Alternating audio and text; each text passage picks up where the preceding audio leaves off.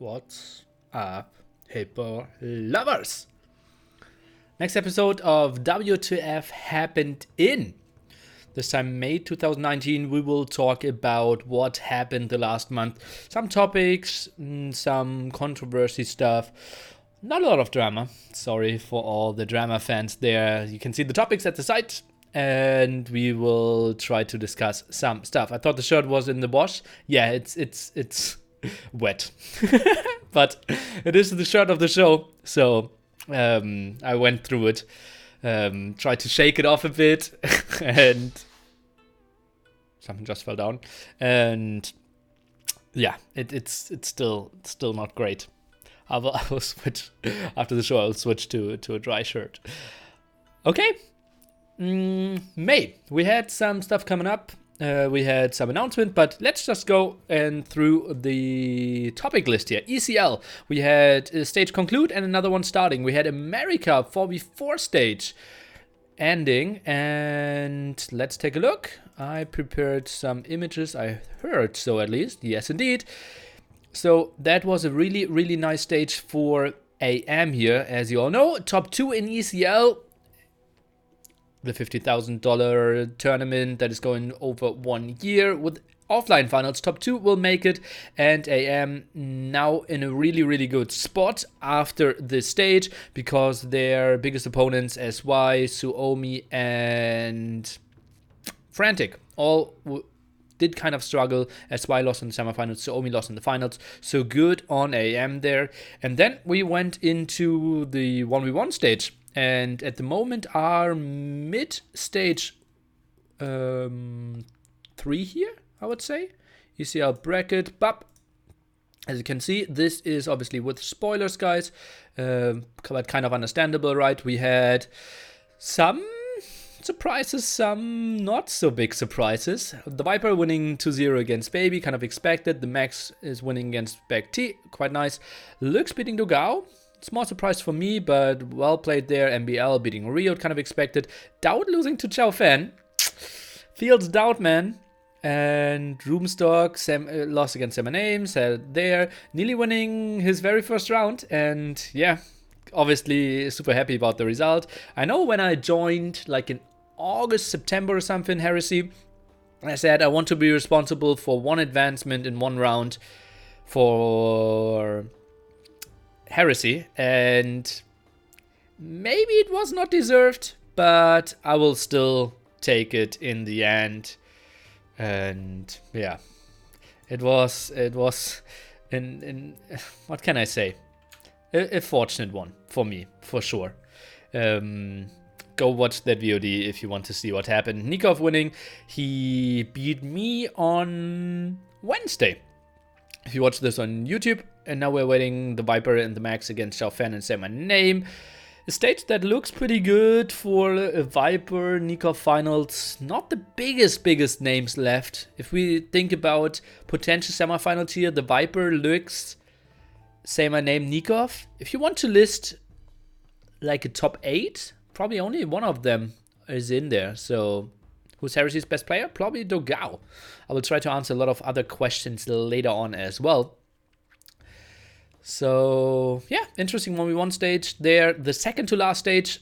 After that, we will have the last 3 stage, and then looking into the finals happening mid this year. Still no location and time officially confirmed yet. Fields ECL, man. Let's take a look and click that off. ECL brackets gone. Then I organized a tournament. It's called Clash of the Hippo 5. And that was a weekend tournament where we had a huge picture here. Trying to adjust that. AM is now for sure in the LAN, indeed, because Suomi failed with too many players. So that's good on them. AM against Secret is going to be the offline final for sure. We had a 2v2 tournament starting in Fuel Age. Lots of aggression there, medium resources as well. So instant action, and had quite solid viewer numbers. I think like 6-7k combined with T90 and me. And I think 7k, something like that. It's what I heard. I only obviously streamed on my own channel. And yeah, the Viper and Tedo winning after they struggled quite a bit in the semifinals there. The Max and Belize might have been the second best team, but unfortunate seeding for them there.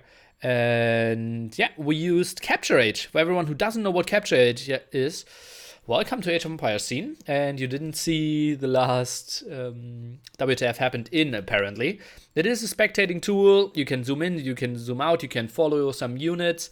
And yeah, that was used here by my channel. Will be used, as you can see in another topic here, Mangrove Cup by Mr. Mamp, for the other tournament, so that in the end all the three big streamers, T90, Mamp and me, will have used it for one tournament exclusively. Kind of makes a lot of sense, but big info, it will be semi-open usage from Sunday on. Next Sunday we will have, like, the opening day, we'll have different show matches, and every one of the big, I think like 10 or maybe like top 15 casters have access to Capture Age and can use it however they want. I think it only works with 1v1 and 2v2 for now, but at least for 1v1 tournaments, this could be pretty good, and it's so much more enjoyable. You saw it, how good it is. It still, like, has some tweaks, and it's tricky to use as a caster, but overall, I think it is a great, great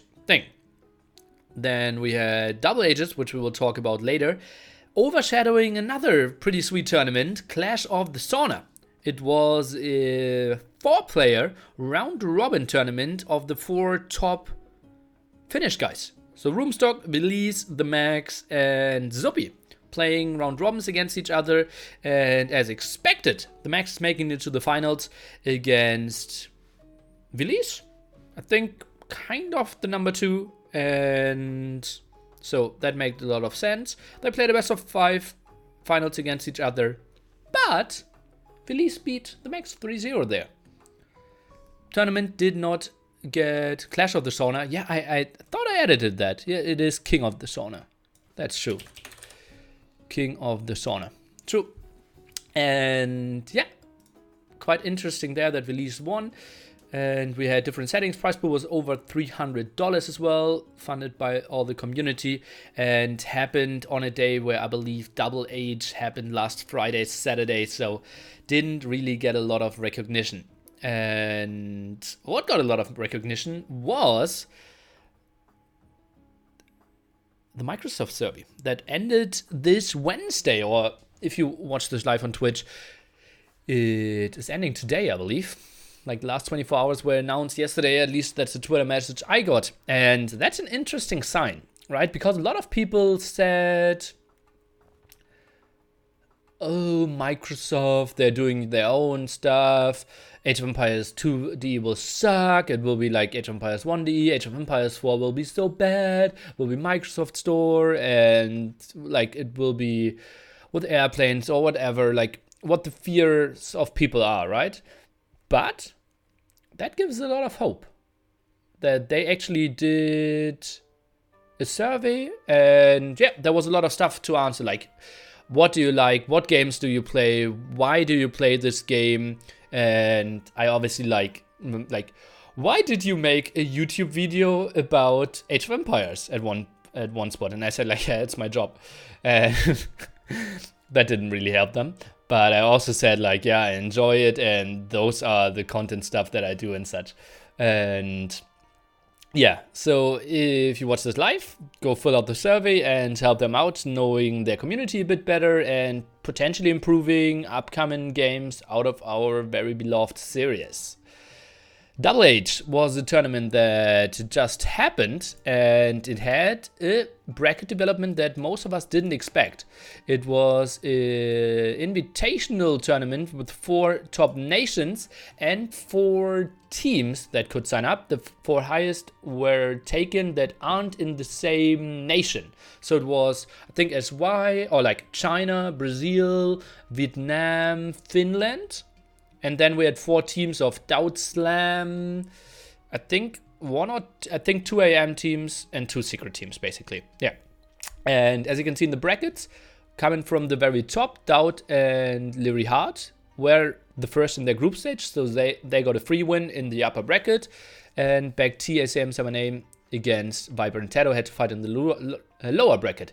And as you can see, Bacti, ACM and Semaname beat Viper and Tato, who streamed, weren't in like perfect condition, but I saw the Viper stream and he did try hard. And it's like, what a weird scenario that we have to say like, oh, they lost the tournament. Oh, he did try hard. But honestly, this was a undebatable victory, and Bacti, ACM and Semaname were the better team that day. And I was really surprised by their performance. In general, they played an incredible Clash of the Hippo show match as well. Then they went down to Dowd and Slam, an incredible series then the loser bracket finals, after Dowd and Slam lost to Lyrian and Hart earlier. So Lyrian and Hart came from the winner bracket, and Dowd and Slam coming back winning 4-2 in the end. They had to play all 7 games. I don't know why. Sponsor's idea, but 4-2 was the final result if you only look at the best of 7. And Dowd and Slam, honestly in a spot where I thought they wouldn't even make it out of the group, performed really well and won the whole tournament. Prize pool was over $3,000, sponsored by the Taiwanese community and organized by Lanchi, so great stuff there. Again, the spot, I have to thank him because he paused the whole tournament to squeeze in Clash of the Hippo 5 as well between group stage and playoffs, so it won't have overlap, and that was great for the players and obviously great for me. And yeah, that was sweet. Great tournament, incredible games for sure. And yeah, I was happy to see Dowd and Slam performing so well. And both of them, yeah, carrying different games, both of them with some fails, but it's, yeah, still, they are the great winners, and I'm super happy for them. And yeah, be surprised, especially like Slam. That's sweet. And what else did I want to say? Probably nothing about Double Stage. Was a way better tournament than I thought in the end. It was like, it had sling opportunities, it had a lot of repeating maps, it had hidden pick civilization to repeat, so a lot of stuff that we've already seen and trying to move away from. A lot of standard maps as well, but the games absolutely delivered. So, wrong on me to ever doubt them. And what a great tournament. And what could be a great tournament also is Mangrove Shallow Cup. A $10,000 tournament starting in roughly 2 weeks.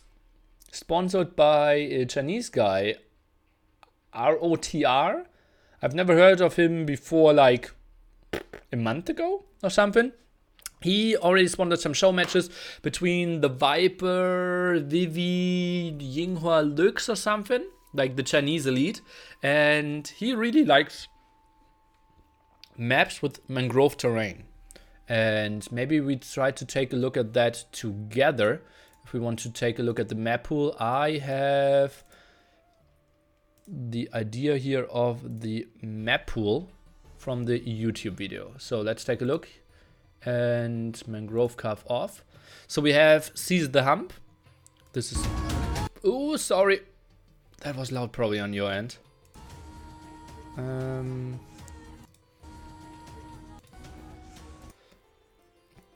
So as you can see, Mangrove Arena, we have basically Black Forest, Mangrove Flood, and it's always this mangrove terrain. And you might think, okay, well then they're always going for demos and galleys and fire galleys, but there will be some buffs and they have way less attack. For example, demo I think normally has 70 damage, and with the balance that they're aiming for at the moment, it only has 10, I believe. So yeah, so that will be very different. And yeah, the big thing is $10,000 prize pool, and the lineup is just incredible, guys. It is the top 16 players in the world. It's pretty much undoubtable. Oops, we have some subscribers before. Liam Bai and Jinabil, thank you so much. Let's get over here. And you can see it's the who is who of Age of Empires, right? And yeah, the games have to be like still kind of interesting. But we still have to mention that this tournament is viewed. Another sub. Lulu. Rattenjuti. Cheers, Nelly. Cheers, man.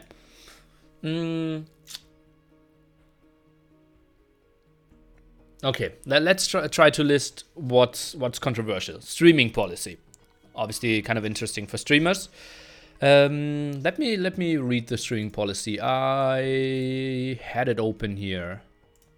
You can find all information.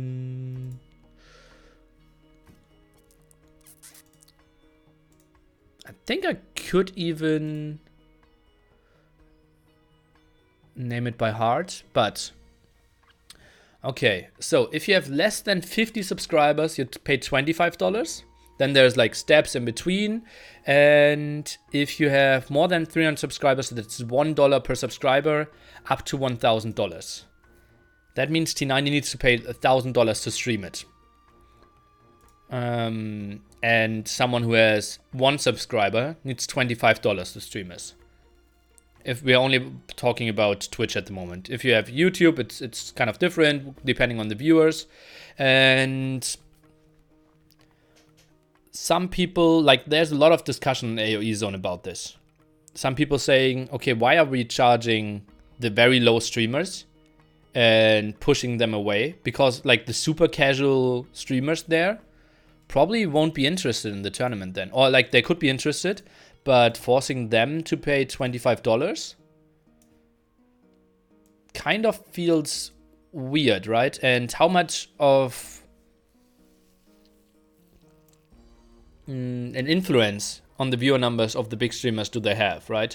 If we have like 5 streamers that stream with less than 20 viewers, this could be, well, this was a question raised.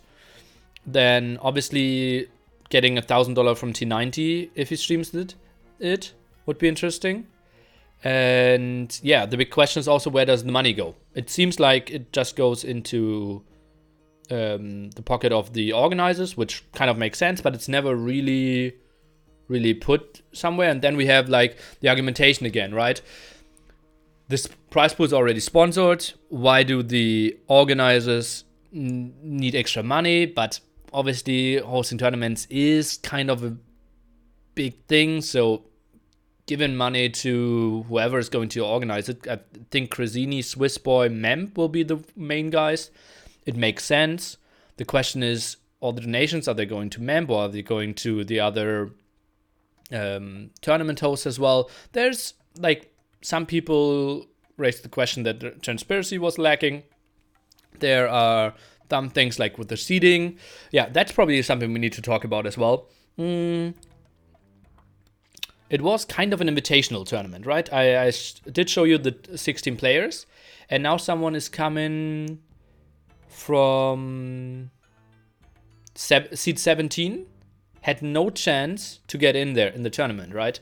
Especially, like, some people were very vocal and wanted to participate in the tournament, but had no chance, right? And the question is, we obviously have, like, the Viper Leary, or the Viper Leary, probably then, like, Yo, MBL, Tattlefield.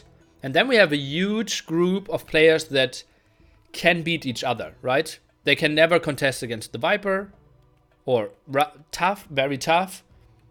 But against each other, they can beat each other, right? And the list goes on. Maybe I should have, put that in different sizes here. But if we think about it, like Dogao, Lux, Tim, and then, like, who are the other top players? There's still like 2.3k, 2.4k that could easily beat each other there. Like Rubenstock could beat a lot of them. Lan, obviously, Miguel.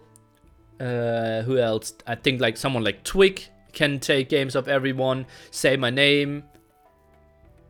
Who else am I missing? Tim is there. Hart. I'm not sure if Hart was invited or not. But how the system worked was Memp asked most of them, and maybe even all of them. Slam is missing. Yeah, Rio, I think, wouldn't play. Stark, Winchester. There are some people that could actually, like, easily beat, like, Dogao, Bekti, Vivi, like especially on those maps. Like I have no idea how well Vivi will perform on those maps, right? And Fire, yeah, there are some. And the critic was, yeah, there was no qualification stage. The thing is, we don't know what the sponsor wanted, right? You cannot criticize the invitation format, you cannot criticize the price distribution, you cannot criticize the settings. If the sponsor says and goes to Memb and says, here, take my 10k, do a tournament how I want it. What is the option? And we don't know how it was. Maybe Memb just wanted to do it like 16 people, or maybe Memb wanted to make it open and the admins said, okay, we don't want to admin a qualification stage. It is a lot of work. I did it for for NAC2, and it basically is a whole mini tournament that you need to admin without really adding prize pool, right? And how much hype is it creating? And the tournament is starting in 2 weeks as well. So it kind of needs to be weekend qualifier as well. So someone needs to be there for like 10 hours or twice 10 hours. And yeah, Memb explained how it was organized. It was specially asked by sponsor to organize a tournament like this. That's what I'm saying, right? And people going very vocal and saying, oh, like, why are we doing this? It is sometimes tricky, right? And that's a big critique we had in early ECL as well, right? We have one big tournament that is going over a year and who isn't in that elite top 40 and is playing in an ECL team will fall off so much. Like everyone who isn't playing ECL at the moment, it's kind of tricky to get into the top there, right? There are like 2-3 people that weren't in ECL at the start who made it in. That was like me, Daniel, Yinghua, kind of. And that was it, right? Yinghua was in the team, then fell out, and then joined again. Like, he was trying to qualify with Ares. But that was it. And the same concern is now, right? If we stay with 16 invitation, it's tough to jump in there. I honestly think it's not the biggest issue. Like, if we did the Hidden Cup format where we had 14 invitationals and 2 qualifier spots, it's just like 24, and where do you make the cut? That's the question, kind of, right? If we make the cut at 16, 17 till 30 will be angry. If we make the cut at 40, like with ECL, everyone from 41 till 500 will be angry, and so forth and so on. It is, I see the reasoning why we only have the top, right? I don't want to cast number 60 against number 70 in the world. Whoever that is. Like, it would be...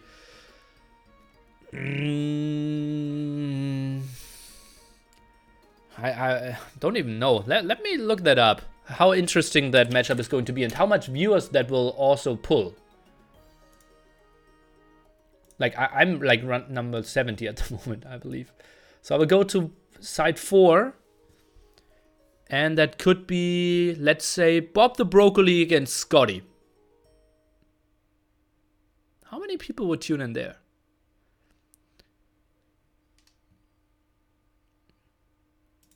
Let's go on to side 3. Fianor against Baby. That's rating 45 against rating 52. Will that pull the big viewer numbers? And that's a lot of Smurfs before that, so they're obviously higher in the rating. And we have like Gold End against Risky Dice. Both over 2.3k. Yeah, but it gives the chance to maybe get them in, but you're a tournament sponsor. What do you want to do? Like, you want to have the big names that tune in, right? You kind of have to have Doubt in the tournament, right? It was like a super risky move by me to let Doubt qualify for an AC2. And if I would have been my advisor, maybe I would have told myself, invite Doubt because he's pulling viewer numbers, right?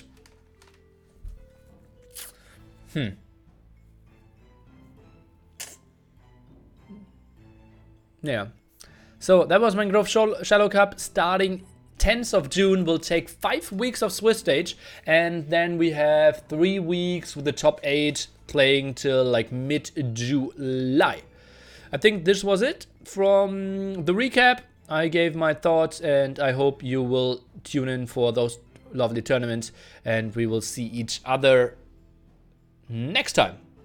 Maybe end of June, I'm not sure. I think I will try to squeeze one WTF happened in as well. Have a great one. Kisses to YouTube.